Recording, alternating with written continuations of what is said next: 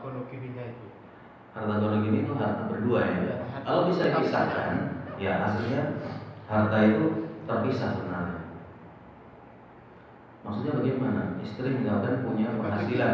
Iya, dibagi tiga atau bagaimana? Oh enggak. Dibagi itu nanti kalau meninggal, kalau nggak meninggal enggak dibagi. Jadi itu harta suami dan istri. Istri atau misalnya kerja selama 1 tahun, itu bisa ketahuan hasilnya berapa. Kalau gaji misalkan per bulan harus 5 juta, ya 5 juta kali 12 berarti sekitar 60 juta. Jelas ini harta istri. Adapun suami punya harta misalkan 10 juta per bulan, berarti 120 juta. 120 juta ini harus dikurangi untuk makan selama 1 tahun, untuk sekolah anak selama 1 tahun. Karena istri nggak punya kewajiban untuk membiayai anak, istri nggak punya kewajiban untuk memberi makan. Jadi uang istri boleh dikatakan untuk 60 juta itu. Sementara suami 120 dikurangi.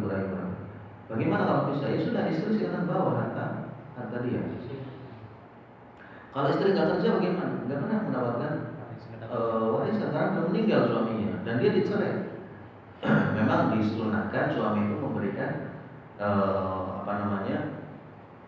pemberian nihlah, pemberian hadiah kepada istri yang dicerai sebagai pelipur dia atau hibur karena dia sedih dicerai. Dikasih kayak tadi si Amr bin Hafs itu memberikan gandum, padahal bukan kewajiban tapi kasih.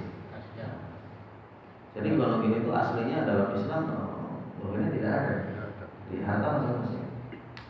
Kecuali kalau istrinya menghibahkan, udah saya punya kerja setahun ini semuanya untuk kamu, ya sudah, itu berarti milik suami. Nah, terus untuk anak-anak itu tanggung jawab sepenuhnya sepenuhnya suami. Ya, anak-anak itu sepenuhnya suami. Atau udah cerai, istrinya, anaknya ikut istri, atau suami yang menafkahi.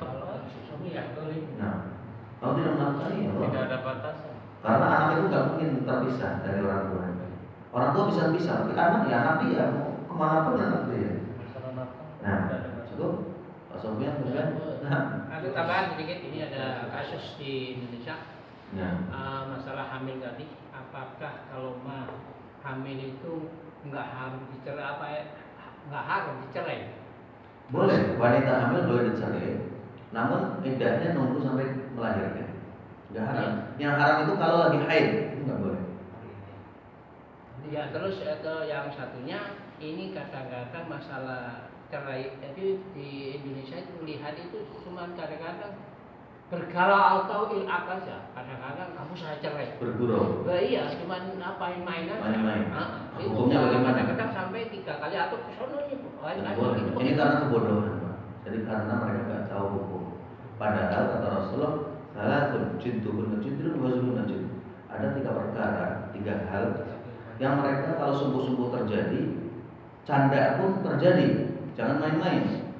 Nikah, cerai, dan memerdekakan budak. Kalau orang mengatakan kamu saya nikah, kemudian dia mengatakan iya, itu bisa jadi nikah beneran. Sekarang itu canda. Cerai juga gitu. Istrinya, awas ya, kalau kamu bikin tehnya nggak manis, saya cerai. Dan ternyata tehnya nggak manis, cerai aja tuh.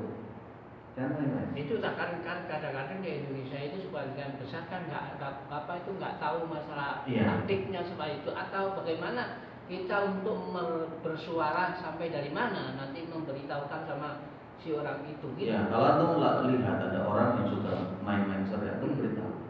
Rasulullah bersabda begini, bahwasanya cerai itu kalau main-main pun terjadi, jangan main-main lagi. Kalau dia udah diberitahu, berarti udah tahu ilmunya. Iya, berarti dari batasnya untuk memberitahu kali itu. Iya, gitu. akhirnya seperti itu. Kalau namanya nggak tahu, mudah-mudahan tidak terjadi. Nah, wallahu a'lam. Cukup. Baik, terima kasih atas perhatiannya. Mohon maaf kalau ada kekurangan dan kesalahannya.